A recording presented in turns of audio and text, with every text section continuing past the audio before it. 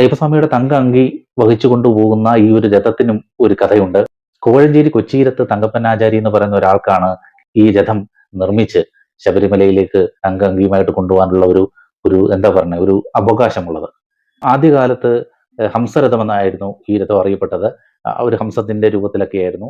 പിന്നീടാണ് ശബരിമല ക്ഷേത്ര മാതൃകയിലൊക്കെ ഈ ഒരു രഥം നിർമ്മിച്ചത്. അതും തങ്കപ്പനാചാരിയുടെ ആ ഒരു അദ്ദേഹത്തിന്റെ തന്നെ ഒരു ആശയമായിരുന്നു അത്. ഹംസരഥം കോട്ടയത്തു നിന്നായിരുന്നു നിർമ്മിച്ചു കൊണ്ടുപോയിരുന്നത്. അതിനായിട്ടുള്ള ജീപ്പിലാണ് ഇത് നിർമ്മിക്കുന്നത്. ജീപ്പിന്റെ മുൾഭാഗം അഴിച്ചിട്ടാണ് ഈ ഒരു രഥം നിർമ്മിക്കുന്നത്. അപ്പോൾ തങ്കപ്പനാചാരി ഈ ജീപ്പുമായിട്ട് കോട്ടയത്തെത്തി അവിടുന്ന് ഈ ഹംസരഥം നിർമ്മിച്ചാണ് ആറന്മുളയിൽ കൊണ്ടുവന്ന് അവിടുന്ന് ഭഗവാന്റെ തങ്കഅങ്കിയും വഹിച്ചുകൊണ്ട് ശബരിമലയിലേക്ക് പോകുന്നത്.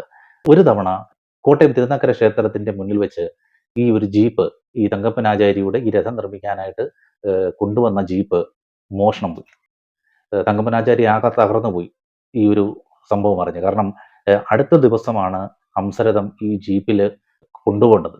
തങ്കപ്പനാചാരി മനസ്സുരുകി പ്രാർത്ഥിച്ചു, അയ്യപ്പസ്വാമി തൻ്റെ മോഷണം പോയ ജീപ്പ് തിരികെ കിട്ടിയാൽ അടുത്ത തവണ തൊട്ട് തൻ്റെ വീട്ടിൽ നിന്നും ഈ ജീപ്പിൽ രഥം നിർമ്മിച്ച് ശബരിമലയിലേക്ക് തങ്ക അങ്കി കൊണ്ടുവരാം എന്ന് അദ്ദേഹം മനസ്സിൽ പ്രാർത്ഥിച്ചു. അത്ഭുതമെന്ന് പറയട്ടെ, അന്ന് രാത്രിയോടുകൂടി തന്നെ മറ്റൊരു സ്ഥലത്ത് ഈ ഒരു ജീപ്പ് ഉപേക്ഷിച്ച നിലയിൽ കണ്ടെത്തുകയായിരുന്നു. അത് അയ്യപ്പന്റെ അത്ഭുതമായിട്ടാണ് കരുതുന്നത്. അതുകൊണ്ട് തന്നെ താൻ പറഞ്ഞ ആ ഒരു വഴിപാട് പോലെ പറഞ്ഞ ആ കാര്യം അത് തുടർന്നു പോവുകയായിരുന്നു തങ്കപ്പനാചാരി ചെയ്തത്. തങ്കപ്പനാചാരിയുടെ കാലശേഷം ഇപ്പൊ അദ്ദേഹത്തിന്റെ 2 മക്കളാണ് അതിന്റെ മേൽനോട്ടം വഹിക്കുന്നത്. അവരാണ് അതിന്റെ സാരഥിയായിട്ട് ഒപ്പം ഉണ്ടാകുന്നതും.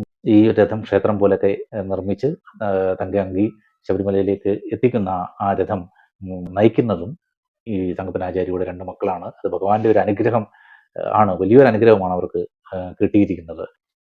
എന്താ പുണ്യം! സ്വാമി ശരണമയ്യപ്പ.